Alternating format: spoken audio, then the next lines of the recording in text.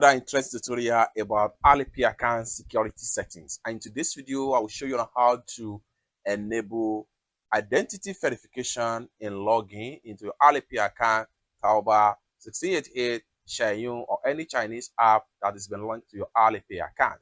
Let me show you how to strengthen your Alipay account security with enable face identity. For that, open up your Alipay app, click on account. Click on this setting icon.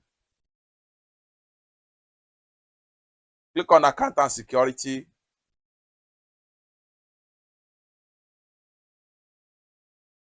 Click on login method.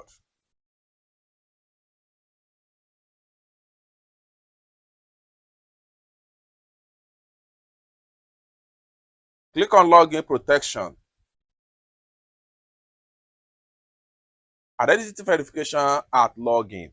What you need to do to know about this feature here is that once enabled, additional authentication is required when you log into Alipay app, your Taoba account, one-click mobile number, and at the same time, login or SMS verification code will always be sent to you each time you are having access to your Alipay account or any of these particular app that has been linked to your Alipay app.